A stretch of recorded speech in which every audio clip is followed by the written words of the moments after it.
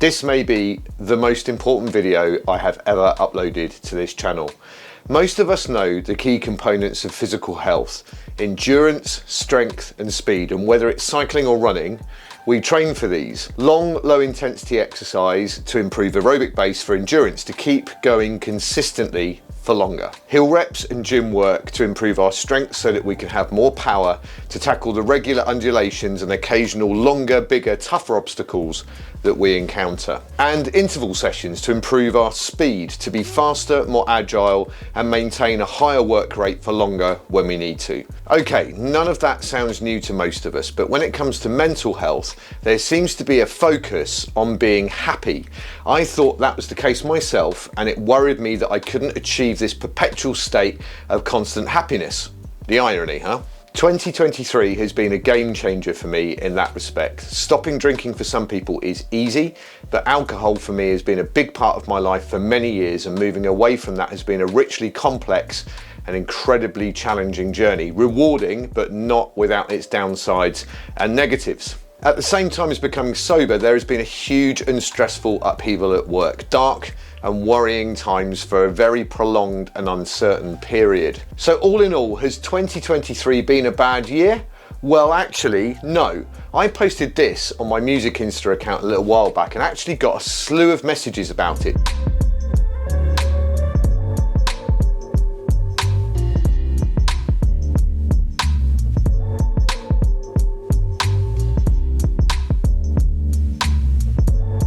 Socials are full of people either saying how happy they are, or how great their life is, or how they're miserable, their life sucks, and it's the world's fault.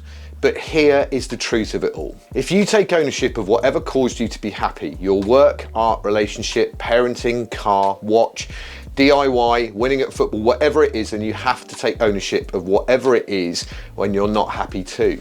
There have been some really dark times this year, and I've learned to try, often, not always, but to embrace them and seek out why, search for the core of it and then do something about it. I've somehow found the courage and honesty to admit things I'd shy away from, challenge myself and try and do something about it. It means controlling the controllables, like they say at British Cycling, but in a mental, not physical strength. And there have been things I've seemingly had no control over, like the work situation, but actually there are things I can and have done. You just have to be honest, have courage and be creative with the solutions.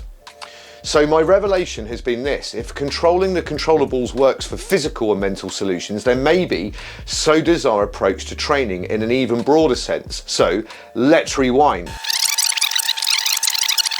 Mental endurance, to keep going consistently for longer.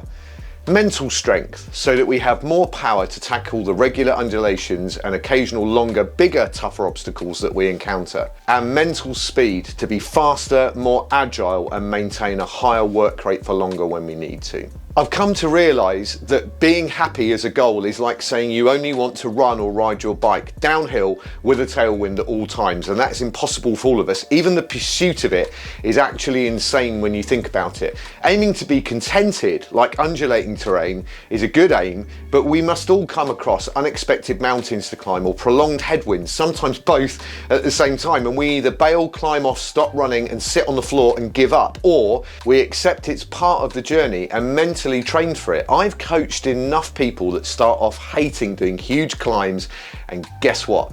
With training they start to enjoy them. The challenge, surmounting the tough terrain and surviving and conquering it. I think I found this with mental health too. Type 2 fun for the brain. Horrible, possibly in the moment, challenging, hard to cope with and face, but you do. And you get to the summit and guess what? More often than not, there's a beautiful sweeping descent. But sometimes it's a full summit, so you grab some water, get some air in your lungs, and you go again. Compare these two situations. My dad was a Royal Marine and he remembers being on Dartmoor for days. Hard routine, in the wet, cold, being hungry, having to march for hours. He remembers seeing a troop transport lorries at the top of the last climb and thinking about all the warmth, food and sleep that the end of that journey meant. As they got closer, the lorries drove off, never to be seen again. So what are you going to do? Now compare that to my son's football team, whose coaches bail on games if they think they'll lose. I mean, And I think that's why I posted this. Sometimes the dark moods can be awakening, enlightening and challenging, but they are life, as much as the day-to-day undulations and the sweeping happy freewheels the other side. We're gonna have those dark times, so we need to train for them, and that begins with acceptance of them. We all accept that we need to get strong to lift or create stress and strain, and guess what? You need to adapt to get stronger. So find something that you're ignoring, burying, contacting somebody, replying to a letter, booking a doctor's appointment, speaking to your boss, kids, the other half, whatever it is, and do it. You'll find the next one easier and easier because the payoff is huge. Hide it and bury it and shy away from it. Blame it on the world, and I assure you whatever mental health fitness you've had will ebb away. You either use it or you lose it. Putting yourself in uncomfortable situations, socializing sober, going to a group training session, or even commuting in grim weather with a headwind and the rain. That's all going to help. So what do you think? Have you faced any challenges and overcome them? Do you feel like the train is sometimes just too challenging?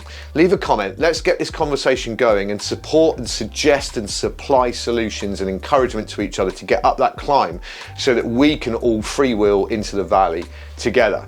Take it easy, but challenge yourselves, and I will see you on the next video.